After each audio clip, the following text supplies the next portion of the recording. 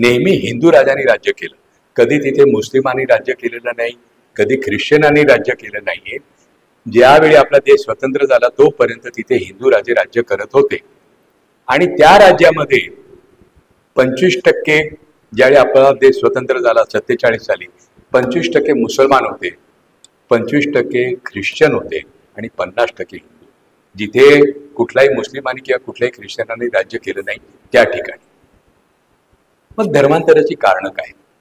मग धर्मांतराची कारणं शोधायला गेलो तर काही जुनं काही नवीन असं ते शोधावं लागलं. बाबासाहेब आंबेडकरांनी हिंदू धर्म का सोडला? बाबासाहेबांनी 2 आंदोलनं केली. एक 1927 साली महाडच्या चौदार तळ्याचं आंदोलन, की सगळ्यांच्यासाठी खुलं असलेलं तलाव तिथे अस्पृश्य जाती जमातीच्या लोकांना ज्यावेळी त्यावेळी हरिजन म्हणत होते आणि नंतरच्या आता आपण त्याला दलित शब्द वापरतो, तर दलित शब्द अलीकडचा आहे, त्या काळातला नाही येतो. त्या अस्पृश्य जाती जमातीच्या लोकांना तिथे पाणी भरायला परवानगी नव्हती. आणि ते केवळ महाडमध्ये होती असं नाही, भारतातल्या सगळ्या गावामध्ये सगळ्या शहरामध्ये दलित म्हणजे अस्पृश्य जमातीच्या लोकांना विहिरीवरती पाणी भरून देत नव्हतं. म्हणून तो सत्याग्रह केला.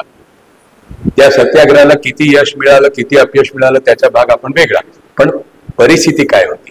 नंतर बाबासाहेब आंबेडकरांचे दुसरं जे आंदोलन झालं ते 1931 साली नाशिकमध्ये काळाराम मंदिराचं आंदोलन झालं. मंदिर काळाराम मंदिर सगळ्यांचं. त्या मंदिरामध्ये अस्पृश्य जाती जमातीच्या लोकांना प्रवेश नाही. केवळ तिथे नाही तर भारतातल्या अनेक मंदिरामध्ये त्यावेळी नव्हता आणि अजूनही काही मंदिरामध्ये नाही. जगामध्ये अनेक धर्म आहेत. कुठलाही धर्म मला माहिती नाही, तुमच्यापैकी कोणाला माहिती असेल तर मला सांगा, मी माझ्या माहितीमध्ये दुरुस्त करून घेईन. आपल्या धर्मातल्या अनुयायींना आपल्या उपासना स्थळामध्ये नाकारणारा हा एकमेव धर्म आहे हिंदू धर्म. दुसऱ्या कुठल्याही धर्मामध्ये या गोष्टी नाहीये. 1931 साली काळाराम मंदिरचं आंदोलन बाबासाहेब आंबेडकरांनी केलं. त्यांना जो काही प्रतिसाद मिळाला तो फार उद्वेगजनक होता, म्हणजे चिंताजनक. अतिशय वाईट पद्धतीने त्यावेळी सगळ्यांनी त्यांना विरोध केला. 1935 साली बाबासाहेब आंबेडकरांनी जाहीर केलं, मी हिंदू म्हणून जन्माला आलो असतो तरी हिंदू म्हणून मी मरणार नाही. प्रत्यक्ष त्यांनी धर्मांतर 1956 साली गेलं. 35 ते 56 21 वर्षाचा काळ होता. या 21 वर्षाच्या काळामध्ये आम्हाला असं काही करता आलं नाही की बाबासाहेब नका जाऊ तुम्ही, आम्ही काहीतरी दुरुस्ती करतो.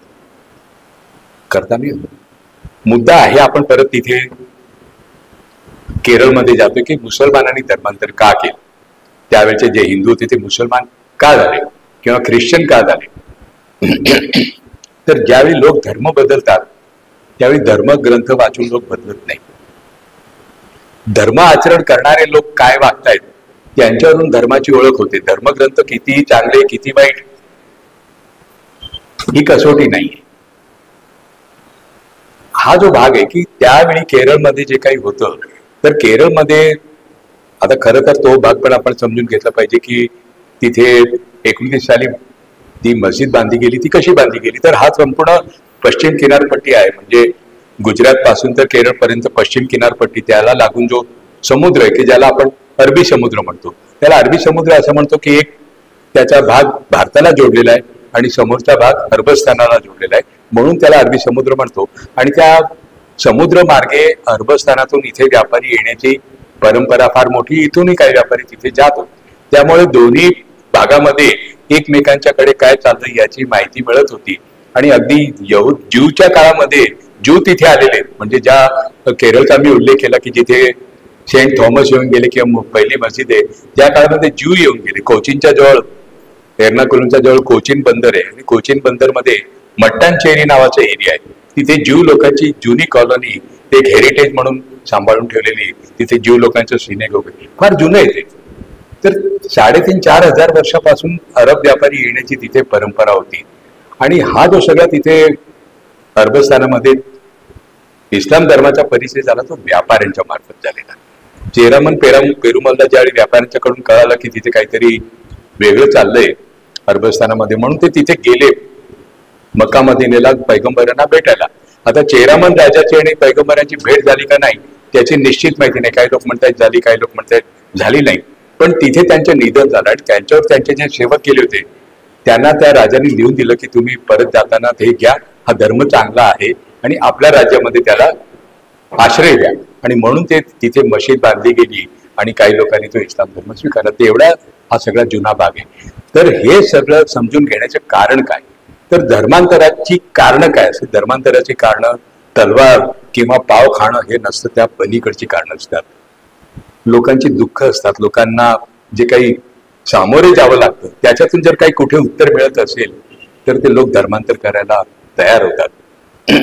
जे आंबेडकरांनी भोगलं त्या काळामध्ये त्याच्यापेक्षा जास्त त्याची तीव्रता होती, ते भोगलं त्यावेळेच्या लोकांनी. मग याची जाणीव कशी झाली, तर ज्यावेळी हे इस्लाम धर्म आला, मग तो राजामार्फत आला असेल, आणखी व्यापाऱ्यामार्फत, पण प्रामुख्याने मोठ्या प्रमाणामध्ये सुफी संत आले. हे इस्लाम धर्मामध्ये एक उदारमतवादी चळवळ जी आहे ती सुफी संतांची. सुफी संत आणि बाकीचे जे काही ज्याला आपण कट्टर मुसलमान म्हणतो, किताबी, त्याच्यामध्ये काय फरक आहे, तर तो सगळा बंडखोरीचा भाग आहे. आपल्या भारतामध्ये भक्ती संप्रदाय आणि सुफी संत ही परंपरा एकमेकांच्या बरोबर हातात हात घालून जाणारी परंपरा आहे. या दोन्ही संतांनी काय सांगितलेलं आहे, या दोन्ही संतांनी काय काय नाकारले. या दोन्ही संतांनी नाकारलेलं आहे मध्यस्थ, ईश्वर आणि भक्त याच्यामध्ये मध्यस्थाची गरज नाही. आम्ही डायरेक्ट आमचं काय असेल ते बघून घेऊ, पुरोहिताची गरज नाही. भाषा कुठली असते, ईश्वराची भाषा कुठली, काही भाषा पवित्र असतात आणि काही भाषा अपवित्र असतात किंवा लोकभाषा म्हणतो. पवित्र भाषा कुठली, ती संस्कृत भाषा पवित्र. पवित्र भाषा कुठली, तर अरबी भाषा पवित्र. बाकीच्या भाषा लोकभाषा. एक त्याच्याबद्दल अतिशय अप्रिती निर्माण करणं, म्हणजे भाषेच्या आधाराने आपली सत्ता टिकवणं, धार्मिक सत्ता, हे इथल्या पुरोहिताने आणि मुल्ला मौलवींनी पण केले. त्याच्या विरोधातलं बंड म्हणजे मुल्ला मौलवीच्या विरोधातलं बंड हे सुफी संतांच्या रूपाचं आहे. आणि इथल्या ज्या संस्कृत भाषा आणि त्याच्या आधाराने पुरोहितांचं जे वर्चस्व होतं त्याला बंड, त्याच्या विरोधात उभे केलेले सगळे आपले भक्ती संप्रदाय किंवा महाराष्ट्रातला वारकरी संप्रदाय, महानुभाव, हे सगळे त्या याच्यातले भाग आहेत. चक्रधर स्वामी पासून चैतन्य प्रभू आणि तुकाराम, ज्ञानेश्वर, हे सगळे त्या परंपरेतले आहेत. या सगळ्या संतांनी काय काय केलेलं, तर त्यांनी लोकभाषेला प्रतिष्ठा दिली. लोकभाषेमध्ये धर्माचं साहित्य आणलं. लोक संस्कृती, लोककला म्हणजे भारुड आहे, अखंड आहे, अभंग आहे, लावणी, या सगळ्या गोष्टी लोकसाहित्य म्हणजे लोक संस्कृती आहे, त्याला अध्यात्माशी जोडलं. आणि त्याच्यामुळे आध्यात्मिक अधिकारापासून वंचित असलेल्या जाती जमाती गट यांना कुठेतरी स्पेस मिळाली. ज्यावेळी आध्यात्मिक नाकारला जातो माणसाला, त्यावेळी माणसाची प्रतिष्ठा नाकारली जाते. देवाच्या दारामध्ये जर तुम्ही अडवत असाल तर ते किती अपमानास्पद वाटत असेल आपण समजू शकतो. तर या सगळ्या संप्रदायाच्या लोकांनी ते केलं. तर सुफी संतांनी जे आपले मठ निर्माण केले, खानका म्हणतात त्याला, ठिकठिकाणी केले. आणि त्याचं वैशिष्ट्य असं होतं की तिथे सगळ्यांना मुक्त प्रवेश होता. म्हणजे मंदिरामध्ये कोणी जायचं कोणी जायचं नाही याचे सगळे मापदंड तुम्हाला अजूनही माहिती की कोणी कुठपर्यंत जायचं, कुठे जायचं नाही. पंढरपूरचं मंदिर साने गुरुजींनी खुरलं केलं, प्रचंड संघर्ष करावा लागला त्यांना. त्यावेळी देखील किती मारामाऱ्यापासून सगळ्या कोर्ट कचेऱ्या सगळं झालं. मंदिरामध्ये दलित आलेले, अस्पृश्य आलेले आवडत नव्हते आणि आज देखील अनेक ठिकाणी त्याच्यावरून वाद होतात. अगदी आमचे पंतप्रधान कोविंद त्यांना जगन्नाथपुरीच्या मंदिरामध्ये आज जाऊ दिलं नाही. लक्षात घ्या, मंदिर, मस्जिद, चर्च किंवा कुठलंही धार्मिक स्थळ हे कधीही अपवित्र होत नाही कोणाच्या जाण्या येण्याने. पावित्र्य जे काही असतं ते मानसिकतेमध्ये असतं. मंदिर कधी अपवित्र होत नाही. त्याच्या मी मला माहिती नाही किती वेळ आहे, एक किस्सा छोटासा सांगतो, या विषयाला थोडासा दूर जाणारा पण गमतीचा किस्सा आहे. पुण्याजवळ एक केतकावळे म्हणून गाव आहे. आता तिथे प्रतिबालाजीचं मंदिर उभं राहिलेलं आहे. पण ज्यावेळी प्रतिबालाजीचं मंदिर नव्हतं त्या काळामध्ये माझं जाणं येणं होतं. सामाजिक काम करत होतो वरदाई संस्थेबरोबर. एकदा तिथे गेल्यानंतर कळालं की एक तरुण मुलगा साप चावून मेला. 3 दिवस तो जिवंत होता, पण त्याला काही उपचार वगैरे काही कोणी करायचा प्रयत्न केला नाही. मांत्रिकांनी मंत्र म्हटले आणि त्या भैरोबाच्या देवळामध्ये त्याला झोपवलं आणि तिथे तो 3ऱ्या दिवशी गेला.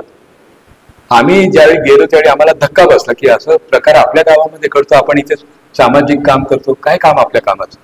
तर आम्ही मग ते सगळ्या गावकऱ्यांची मिटिंग घेतली आणि त्यांना शहरामध्ये गेलेले लोक झापायचा अधिकार आपोआप येतो त्यांना, त्याप्रमाणे मी झापलं. ते सगळे गावकरी नाही चुकलं असं चाललं होतं. एक गावकरी वय राहू द्या तुमचं, तो मांत्रिक काय म्हणतो ऐकून घ्या. काय म्हणतो तो म्हणतोय त्या देवाची पॉवर कमी झाली आणि म्हणून तो म्हणतो ना देवाची पॉवर कशी कमी झाली. आता त्या काळामध्ये घरोघरी टीव्ही गेलेले नव्हते म्हणून सरकारने योजना जाहीर केली होती, प्रत्येक गावाला एक सार्वजनिक टीव्ही द्यायचा. मग तो कुठे शाळेत लावा, कुठे काही एखादी चांगली जागा असेल तिथे लावा किंवा मंदिरात लावा. तर केतकावळे गावाचा जो टीव्ही होता तो या भैरोबाच्या मंदिरात लावला. तो अतिशय सुंदर मंदिर आहे, जुनं आहे, दगडी मंदिर आहे. अगदी उन्हाळ्यामध्ये कडक ऊन मध्ये तुम्ही आत गेला तरी एसी मध्ये गेल्यासारखं वाटतं. आणि तिथे टीव्ही बघायला तो म्हणाला, तो मांत्रिक म्हणतो समजे लोक येत्यात, बाया बी येत्यात, नियम पाळीत नाही. नियम पाळीत नाही म्हणून देवाची पॉवर कमी झाली आणि देवाची पॉवर कमी झाली म्हणून तो साप चावून मुलगा मेला. आता जर बाई जाण्याने किंवा एखादा अस्पृश्य जाण्याने देवाची पॉवर कमी होत असेल तर देव पॉवरफुल का बाई पॉवरफुल, कोण पॉवरफुल, असे प्रश्न आपल्याला का नाही पडत. एनिवे, ज्या बैठकीमध्ये आम्ही होतो त्या बैठकीमध्ये नंतर असा निर्णय झाला की टीव्ही बघायला बायाने यायचं नाही. नंतर आम्ही कालांतराने काही वेगळे प्रयोग केले. सर्प विज्ञानाच्या लोकांना सापा घेऊन गेलो, तिथे सगळं दाखवलं, बरेच प्रयत्न केले आणि नंतर हळूहळू ते वातावरण निवडलं. ही आपली इथली परिस्थिती आहे. तर देवामध्ये देवाच्या पावित्र्याच्या नावाखाली आम्ही अनेकांना अनेक अधिकार नाकारतो. केवळ आध्यात्मिक आकार नाकारलेले अधिकार असे नाहीये. या अस्पृश्य जाती जमातीला संपत्ती धारण करण्याचा अधिकार नाही.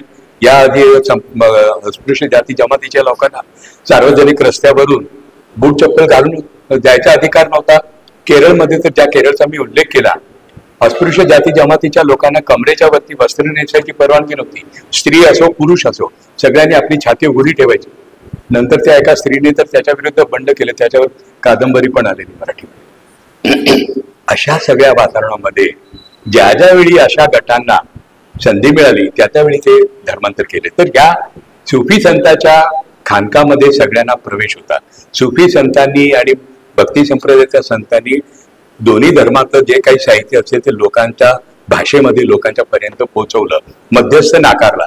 पूजा अर्चापेक्षा आम्ही आरती करू, आम्ही भजन करू, गाण्याच्या माध्यमातून आम्ही ईश्वराची आराधना करू. केवळ गाणं नाही, गरज वाटली तर आम्ही त्याला नृत्याची पण जोड देऊ. आणि त्याच्यामध्ये मग जे तुम्हाला दिसेल की फार मग त्याच्यामध्ये सौंदर्य देखील खूप आलं त्याच्यामध्ये. म्हणजे कृष्ण आणि कृष्णाबरोबर रंग खेळणारे आमचे सगळे सवंगडी, हे जे सगळे हे भक्ती संप्रदायामध्ये, भक्ती संप्रदायाच्या लोकांना कृष्ण फार आवडतो आणि सुफी संतांच्या लोकांना देखील कृष्ण फार आवडतो. म्हणजे कृष्ण हा सगळ्या कॉमन आहे. आणि ती जी मांडणी आहे दोन्हीकडच्या लोकांची, ती कशी मांडणी करतात तर परमेश्वर हा प्रियकर आणि मी प्रेयसी. पुरुष असला तरी तो प्रेयसी असतो. मैं तो ऐसो रंग काही नाही देखो निजामो, होळी खेळतात. जैसो रंग तेरा महबूबल्ला, हे निजामुद्दीन औलियाची कव्वाली आहे. आणि दुसरी एक कव्वाली आहे, दिवानी दिवानी दिवानी मैं तो ख्वाजा की दिवानी. तो दिवाना नाही म्हणत, लिहिणारा पुरुष, गाणारा पुरुष. दिवानी दिवानी, मी प्रेयसी तो प्रियकर. हे प्रतीक आहे, हे राधाकृष्णाचं प्रतीक. हे राधाकृष्णाचं प्रतीक आपल्याला भक्ती संप्रदायामध्ये नेहमी दिसेल. सुफी संप्रदायाची अनेक कव्वाली, अनेक भजनं ते त्या रूपाचे आहेत. इस्लाममध्ये तुम्हाला भजन हा प्रकार इतरत्र दिसणार नाही, किंवा भजन हे नाकारतात इथले जे बाकीचे लोक आहेत. हे सुफी संप्रदाय, सुफी संप्रदायाचे लोक गाणं बजावणं करतात आणि गरज पडली तर डान्स पण करतात. पंजाब मधला संत बुले शाह, ज्यांनी ते आपण ते बॉबी सिनेमातलं प्रसिद्ध भजन ऐकलं असेल, बेशक मंदिर मस्जिद तोडो पर प्यार भरा दिल किसी का ना तोडो, बुले शाह हे कहताय.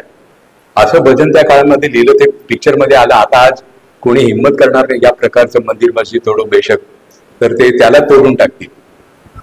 अगदी फुलेच्या चित्रपटापासून तर अनेक चित्रपटामध्ये किती आपल्याला सेन्सॉर बोर्डाने कट्स दिलेले, तर आणि आज तर आणखी गंमत झाली.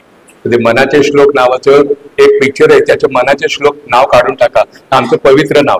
हे जे पवित्र म्हणून जे काय आहे ना, हे इतरांच्या द्वेष निर्माण करण्यासाठी हा शब्द नेहमी वापरला जातो. तर पवित्र शब्द हा सगळ्यात अपवित्र शब्द आहे असं माझं म्हणणं.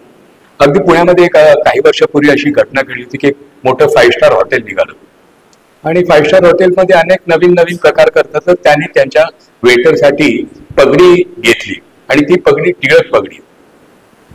आरडाओरडा झाला, म्हणजे जवळपास 3-4 महिने त्याचं की हे किती मोठा अपमान आहे आमच्या लोकांचा. ज्या पगडीला प्रतिष्ठा टिळकांनी आणि गोखलेनी दिली, ही पगडी तुम्ही आमच्या यांना काढणार, वेटरला, नोकरला, आणि त्यांना ते मागे घ्यावी लागली. आता मावळीची टोपी चालते, महात्मा फुलेची चालते, पण टिळकांची पगडी ते ब्राह्मणाशिवाय इतरांनी घातली, जमत नाही.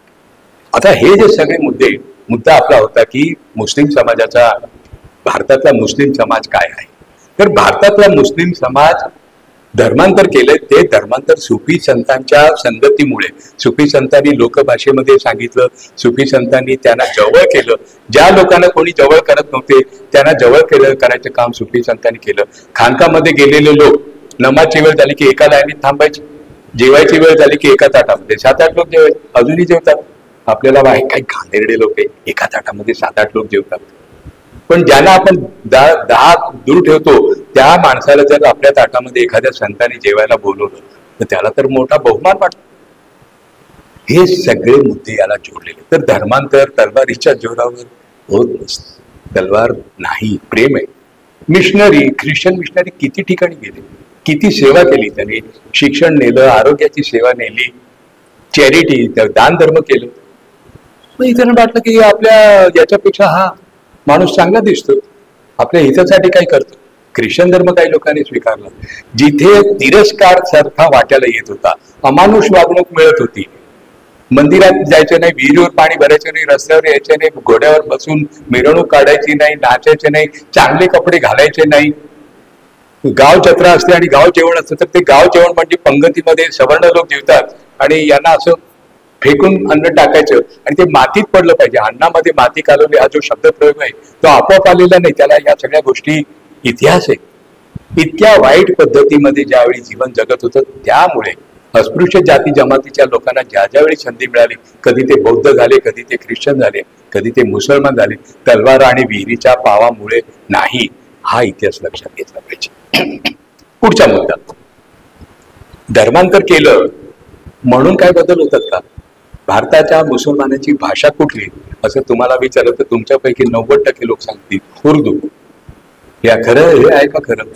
भारतामध्ये मागचा जो सेन्सस झाला 1911चा, हा शेवटचा सेन्सस, जनगणना, त्यावेळची जी संख्या आहे तर भारतामध्ये 14.2% त्यावेळी मुसलमान होते आणि त्याच्यामध्ये एकूण लोकसंख्येमध्ये उर्दू बोलणाऱ्यांची संख्या 5.2%, म्हणजे 9% मुसलमान असे होते की ज्यांची भाषा उर्दू नाही.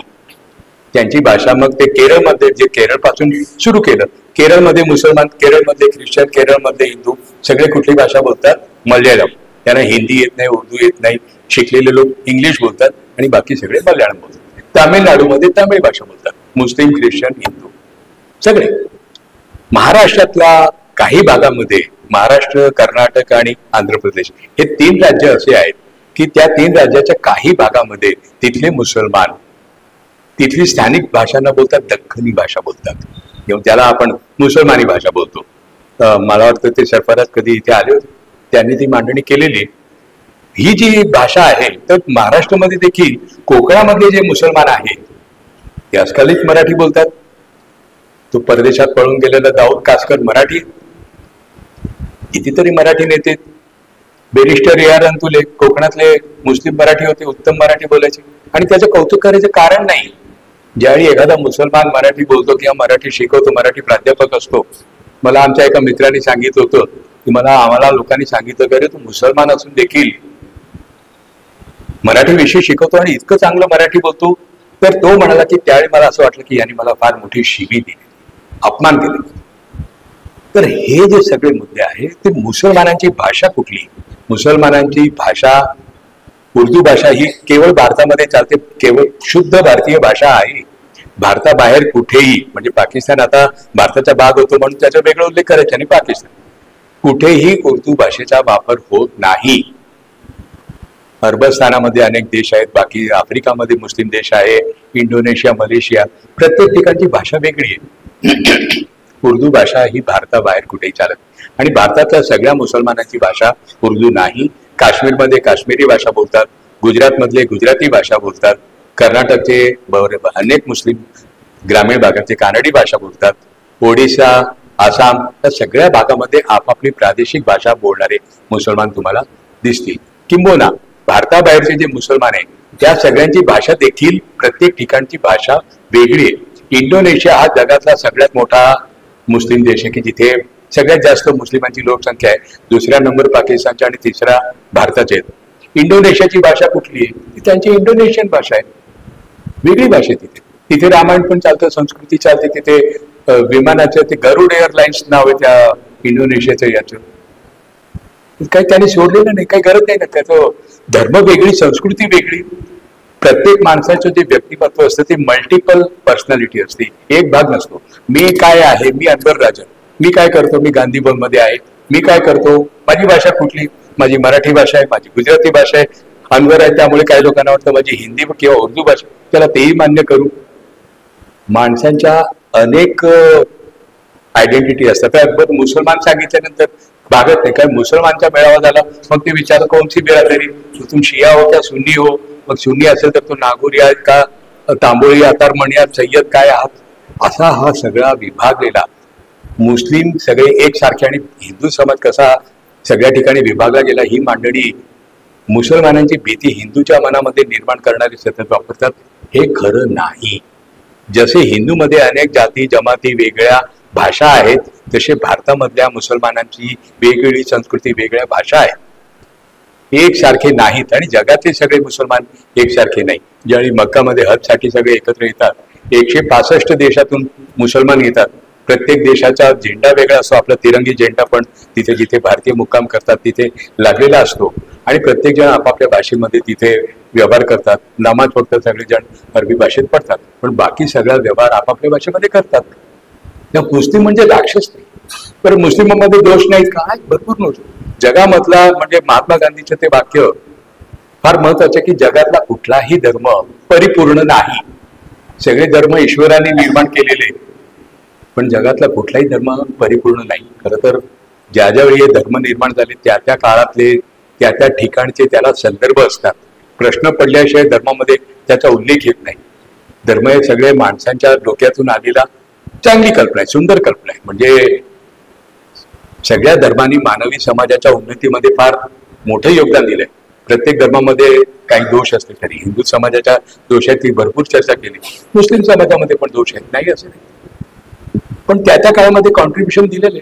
मुस्लिम समाजाचं सगळ्यात मोठं वैशिष्ट्य काय तर वांशिक समता. म्हणजे पैगंबराचं एक शेवटचं जे प्रवचन आहे त्यामध्ये पैगंबर म्हणतात की कुठल्याही अरब वंशाचा माणूस दुसऱ्या कुठल्याही वंशाच्या माणसापेक्षा श्रेष्ठ नाही.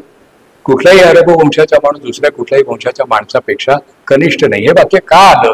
कारण की तिथे आफ्रिकन वंशाचे, ज्याला आपण निग्रो म्हणतो, निग्रो शब्द आता या पुढच्या काळामध्ये सुसंस्कृत जगामध्ये वापरला जात नाही. ती शिवी सारखा आहे. जसं आपल्याकडे हरिजन आणि दलितांच्यासाठी पूर्वी अतिशय घाणेरडे शब्द होते ते आता आपण सुदैवाने वापरत नाही, तर तसा हाही शब्द वापरत नाही. तर आफ्रिकन वंशाचे लोक राहत होते, त्यांना अरब लोक हे अतिशय वाईट पद्धतीने वागवत होते.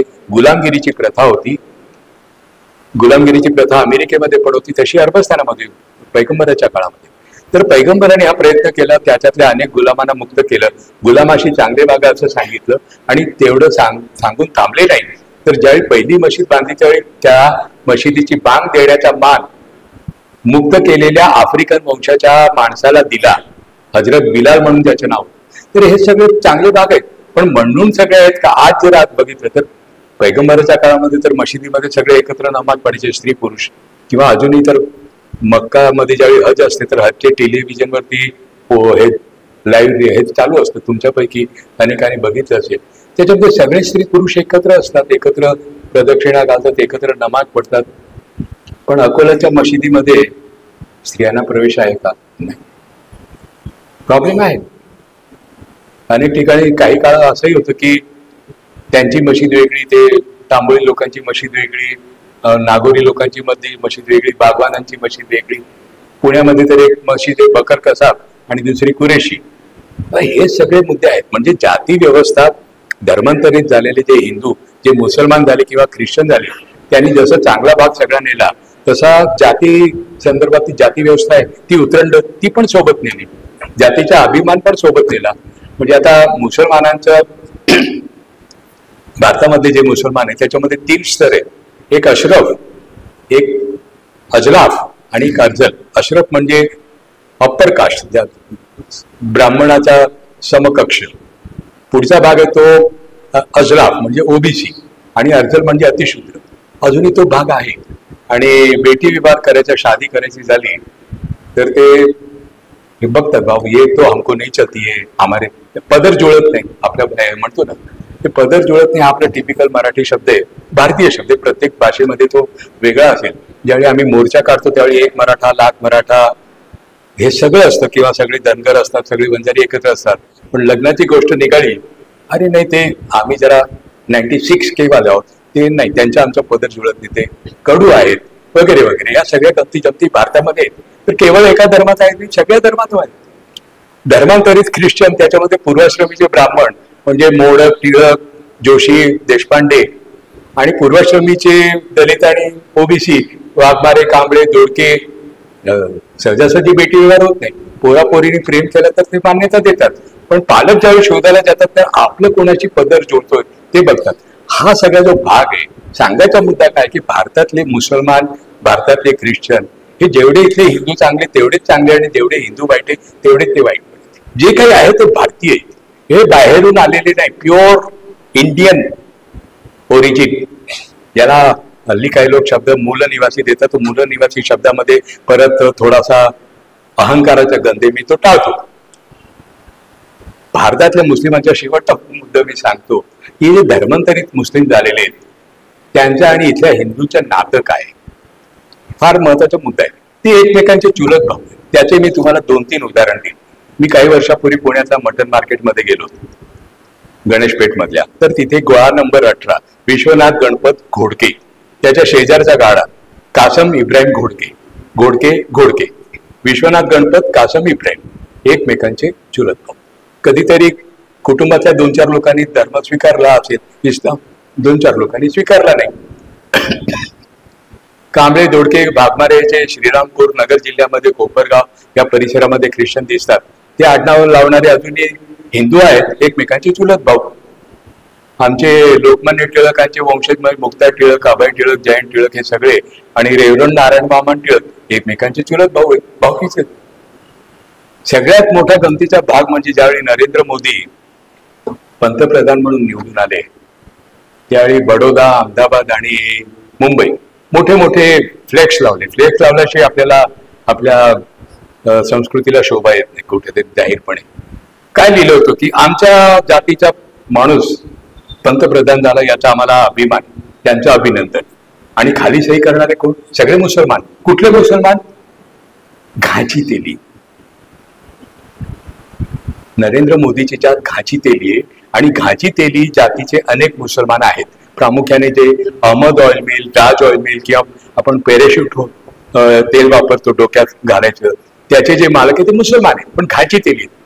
हे घाची तेली आणि नरेंद्र मोदी एकमेकांचे चुलत भाऊ आहेत. ही आपली भारतीय संस्कृती आहे. कोकणामध्ये जे मुसलमान ज्यांनी धर्मांतर केले त्यांची अजूनही आडनावे बघितले, तांबे, चौगुले, देशपांडे. आमचे युक्रांचे कार्यकर्ते ते कुलकर्णी, सूरज शेख कुलकर्णी. आता शेख लावत नाही ते, पण सूरज कुलकर्णी शेख त्यांनी यासाठी सुरू केलं की लोकांना गैरसमज होऊ नये की मी ब्राह्मण आहे आणि मी माझं लपवतो म्हणतो, अधूनमधून सांगतो मी सूरज कुलकर्णी, पण सूरज शेख कुलकर्णी. तर शेख त्याच्या नावामध्ये नाही. 3 वर्षापूर्वी मी देवरुखला गेलो होतो. मला धक्का बसला, तिथे एक मुस्लिम फॅमिली भेटली, त्यांचं आडनाव पटवर्धन. आता ही जी सगळी गंमत आहे भारताची, ही भारताचं वैभव आहे. इतकी गमती तुम्हाला बाहेर सापडणार नाही. तर हे जे सगळं आहे हिंदू मुस्लिम प्रश्न समजून घेताना आपण मुस्लिम प्रश्नाचं आकलन काय करतो, तर मुस्लिम मध्ये जे काही चांगलं वाईट आहे ते आपलं आहे, आपले चुलत भाऊ. आपण कुणाला मारतो? आपण परकीयांना मारत नाही, आपण आपल्या चुलत भावाला मारतो. हे लक्षात घेतलं पाहिजे. एक भारतीय दुसऱ्या भारतीयांचा जीव घेत असेल तर ही परिस्थिती शरमजनक आहे. त्यासाठी मग परदेशातल्या लोकांनी आक्रमण करायची गरज नाही. जे ब्रिटिशांना वाटत होतं की आपापसात लढके मरे तो बहुत अच्छा, चांगलं, कशाला आपलं उगीच आपलं शस्त्रास्त्र घालवायची. तर आपला देश एकत्र टिकवायचा असेल, राष्ट्रीय एकात्मता टिकवायची असेल तर काय करावं लागेल? त्यासाठी आपल्याला एक उदाहरण मी देतो की एक माणूस, हार्डवेअरचे दुकान असतात सगळीकडे, आपल्याला माहिती की इथे हार्डवेअरची दुकानं असेल, बोरी माणसं बहुतेक सगळे चालवतात. माणूस गेला तिथे, दुकानदाराला म्हणाला, सेठजी घरासाठी सामान पाहिजे, देतो. पण काय करायचंय? घर बांधायचंय की घर तोडायचंय?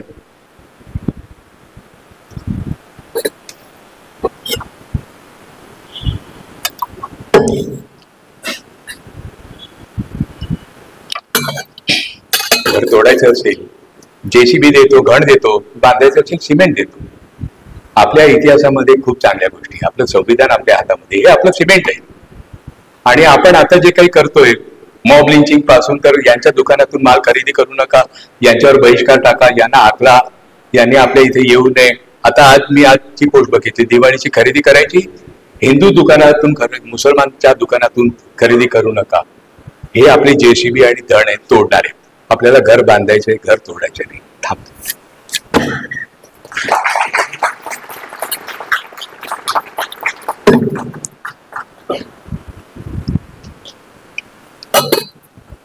अतिशय वाईट परिस्थितीमध्ये आपला प्रवास सुरू आहे आणि अगदी आनंदाने आम्हाला असं वाटतं की नाही, फार चांगलं चाललंय. हा बरोबर आहे, आमचा यांना धडा शिकवला पाहिजे, हा धडा शिकवतोय. आमच्या देशासमोर आता एकमेव प्रश्न राहिला आहे, या देशातल्या मुसलमानांचे करायचे काय. एकेकाळी आमच्या देशासमोर हा एकमेव प्रश्न होता, या दलितांना दाबून कसं ठेवायचं. दलितांना दाबून ठेवणं हे चालूच आहे, पण एक शत्रू दाखवला तो मुसलमान, म्हणजे बाकीचे सगळे प्रश्न बाजूला पडतात. 2-5 मुसलमान मेले, मॉब लिंचिंग मध्ये गेले, काही ठिकाणी बुलडोझर फिरवले गेले, त्याचे काय. आपला मग त्याच्यातून मतदार आपला सुरक्षित होतो. प्रश्न त्याच्यातून ही पिढी एक जबाबदार नागरिक म्हणून पुढे यायला पाहिजे, चांगले उद्योग करायला पाहिजे, चांगले नोकरी व्यवसाय करायला पाहिजे, स्वतःचं घर, स्वतःच्या कुटुंबाची जबाबदारी घेण्याची क्षमता निर्माण करायला पाहिजे. अशी मुलं जर गुंडगिरी, चुंदगिरी आणि खंडणी वसूल करत फिरत असेल तर त्यांचं भवितव्य काय, त्यांच्या मुलांचं भवितव्य काय आणि आपल्या सगळ्या देशाचं भवितव्य काय. तर समतेचा जो प्रवास आहे, या समतेच्या प्रवासामध्ये अजून बरेच काही मुद्दे राहिले, जे मी संतांचे सांगितलं की संतांनी समतेच्या दिशेने फार चांगला एक वाटचाल केली. पण तो प्रवास पुढे डॉक्टर बाबासाहेब आंबेडकरांनी त्याला एक वेगळं स्वरूप दिलं. म्हणजे संतांच्या म्हणणं जे होतं की सवर्णांच्या दयाबुद्धीला, सवर्णाच्या संवेदनाला जागृत करायचा प्रयत्न करत होते. पण डॉक्टर बाबासाहेब आंबेडकर हे भारताच्या इतिहासातले पहिले असे नेते आहेत की ज्यांनी शोषितांचा आवाज उठवण्याचा प्रयत्न केला. शिका, संघटित व्हा आणि संघर्ष करा. हा भारताच्या इतिहासामध्ये पहिला माणूस आहे की ज्यांनी अस्पृश्यांच्या प्रश्नाला, अस्पृश्यांना वाचा फोडायला लावली. तोपर्यंत अस्पृश्याच्या प्रश्नावरती सवर्ण बोलत होते, त्यांची भूमिका फार महत्वाची आहे. आणि त्याच्यातलं सगळ्यात महत्वाची भूमिका महात्मा गांधीची आहे. ते गांधीवरती कितीही आरोप केले तर महात्मा गांधी आणि डॉक्टर बाबासाहेब आंबेडकर या दोघांची भूमिका एकमेकांना पूरक आहे. महात्मा गांधी अस्पृश्यता निवारणाचं काम करत होते आणि बाबासाहेब आंबेडकर दलितांच्या अधिकारासाठी काम करत. दोघांचं काम एका अर्थाने एकच होतं. पुणे करार हा एक त्याच्यातला फार महत्वाचा टप्पा आहे.